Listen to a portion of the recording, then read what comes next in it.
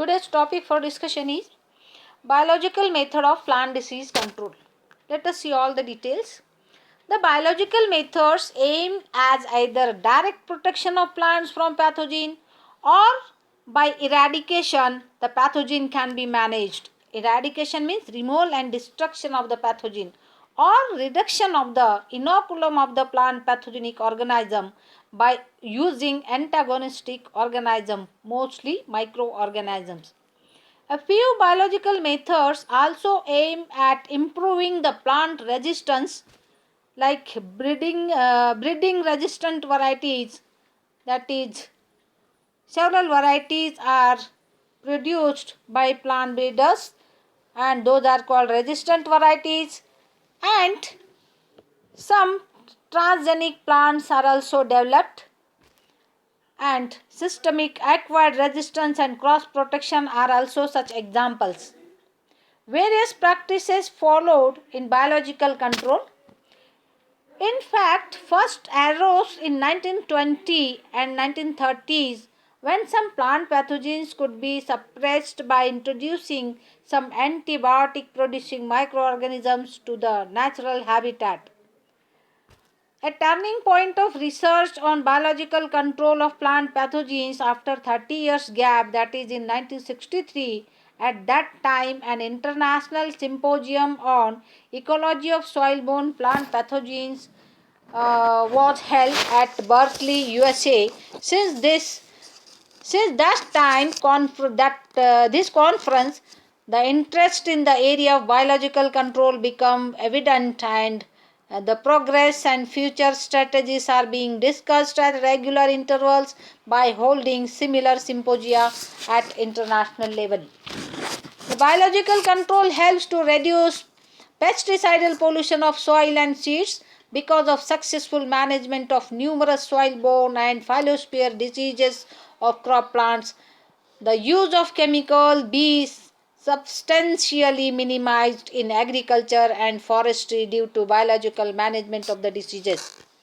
The biological control have found successful elimination of the pathogen from the infected plant. Next, biological control proved to be more successful to manage diseases of rhizosphere than phyllosphere. The limited economic success in phyllosphere appears to be due to the fact that as compared to the rhizosphere, phyllosphere is a highly stressed niche and there are practical problems in using particularly the antagonist in biological control. For instance, pronounced fluctuations in temperature, free moisture and relative humidity, intense radiation, relative low and variable nutrient availability, presence of antimicrobial components of host origin and action of wind and rain in the phyllosphere make the control of phyllosphere disease by growth of antagonistic makes unsuccessful in comparison to rhizosphere. Next, biological control has found more successful in case of soil-borne pathogens. Biological control helps to eradicate or reduce the inoculum of pathogens by antagonist or can protect directly by using antagonist. Eradication or reduction of the inoculum by antagonist. Under some situation, biological methods can be used to eradicate or to reduce the inoculum of the pathogen. These are as follows: suppressive soil, biological through hyperparasite, biocontrol through hyperparasite, trap plants are used for eradication of the pathogen, antagonist are also used. Let us see suppressive soils, how the disease can be managed biologically by the use of suppressive soil. Several soil-borne pathogens such as Fusarium oxysporium, Phytophthora, which causes root rot diseases of several fruit and forest trees, Pythium, which causes dumping of disease, several plant pathogenic fungi which causes severe diseases in some, they occur in soil and causes severe diseases, and such a soil in which such pathogens are present, that soil is known as conductive soil, whereas they develop much less and cause much milder diseases in other soils known as suppressive soils. Less disease incidence in suppressive soil is due to the presence of several microorganisms which antagonist to the pathogens in the soil. These antagonistic organisms stops the growth and development of pathogen in the soil by producing antibiotics.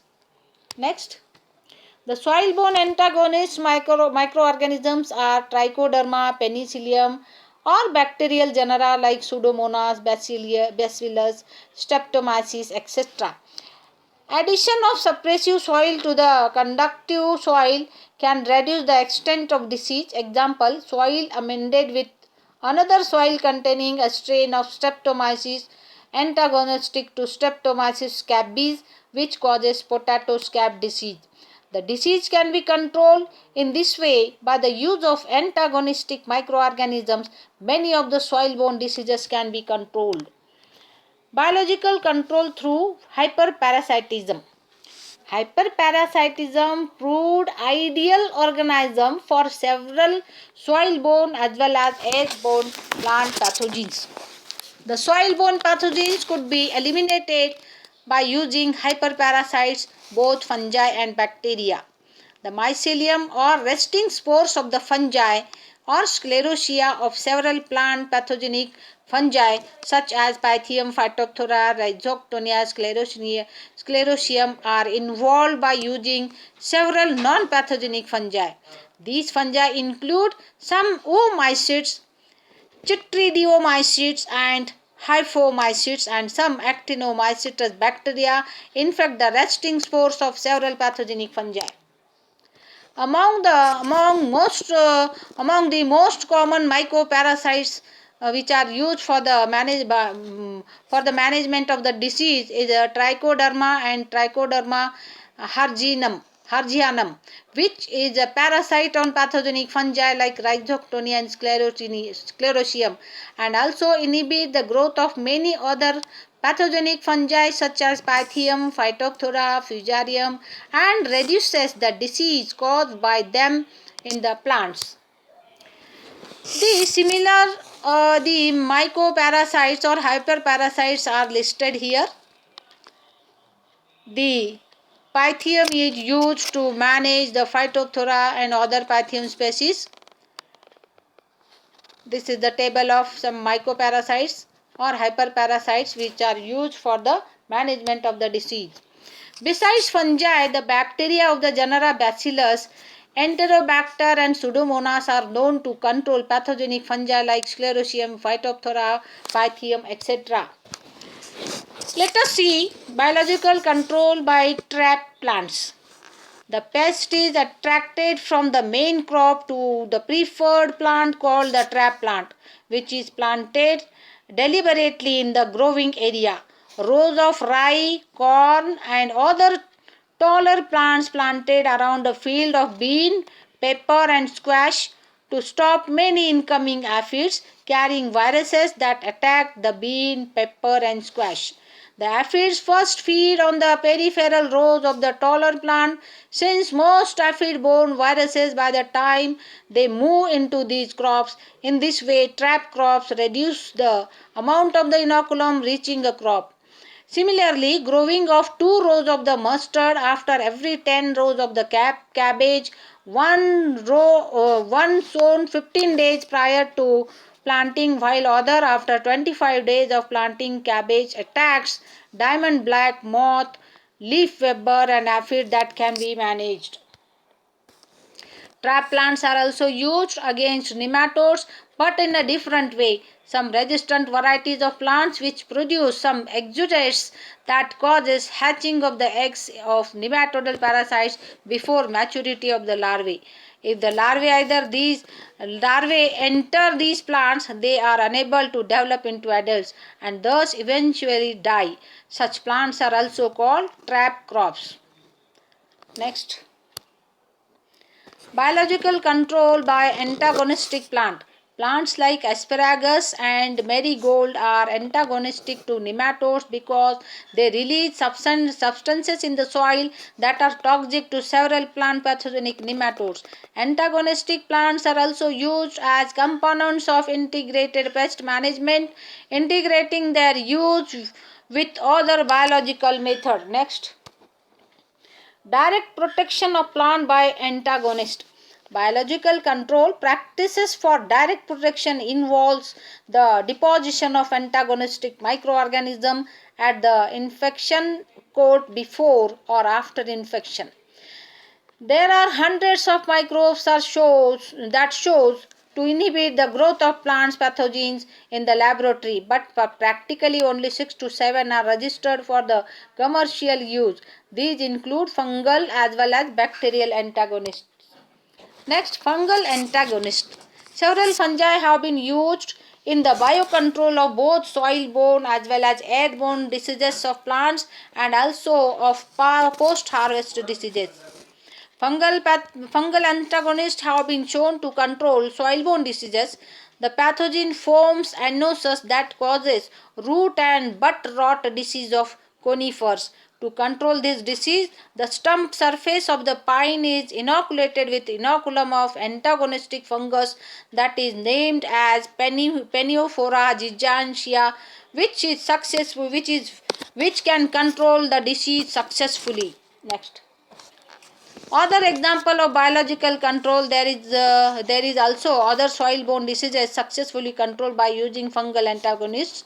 The fungi used for biological control of soil-borne diseases include Glioxydium, Trichoderma, and currently in use and commercial scale.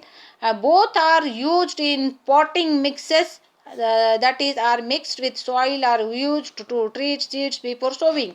They proved effective against damping of diseases of ornamental plants, vegetables, the damping of diseases of vegetables which is caused by Phytophthora, Pythium, etc. And several fungi can be controlled by the use of this trichoderma. Next, the Tararomyces flavus and binucleate rhizoctonias protect plants from pathogenic Rhizoctonia solani. Experimental control of several other soil-borne diseases has been obtained with many other fungi. The fusarium wilt of several crops has been successfully controlled by inoculating transplants or cuttings with non-pathogenic strains of the same fungus. Mycorrhizal fungi have also been shown to provide considerable protection to pine seedlings against Phytophthora cinnamomum, to tomato and other plants. Commercial preparation of some fungal antagonists are now available for biological control of soil-borne diseases. Next, biological control of diseases of aerial parts. No commercial success has so far been achieved in the biological control of diseases of leaf. Some examples of success are chestnut blight which is chestnut blight.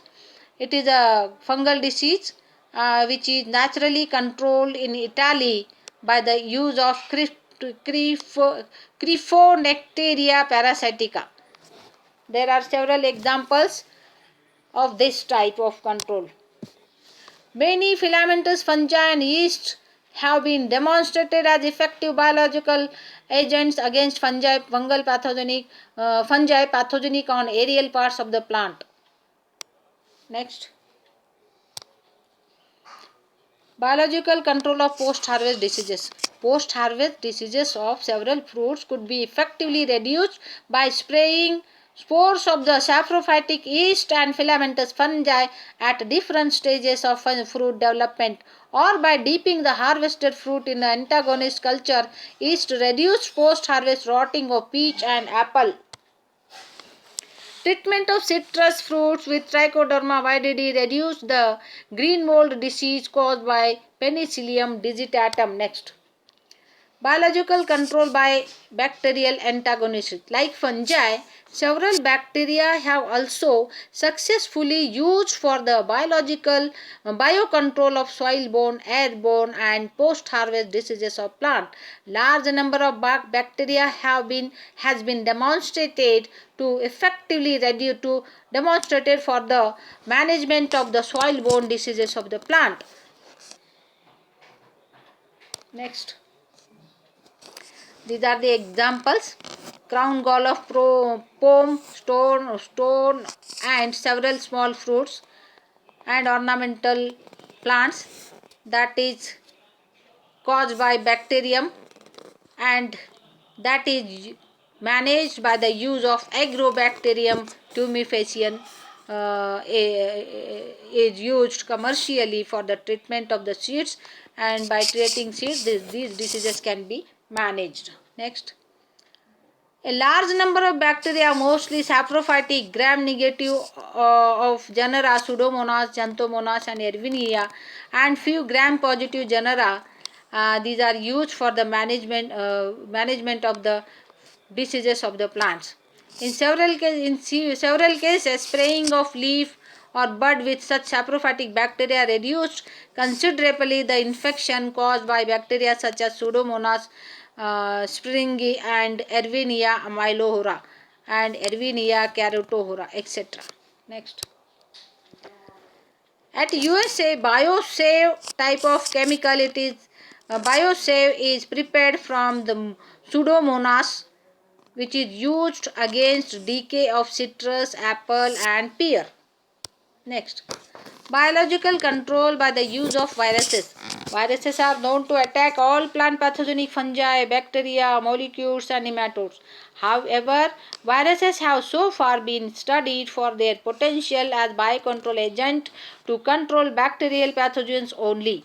Bacteriophages, when mixed with bacterial pathogens, successful control could be achieved in case of several bacterial diseases of plant, but still this method is not developed at commercial level. This is all about biological control of plant diseases.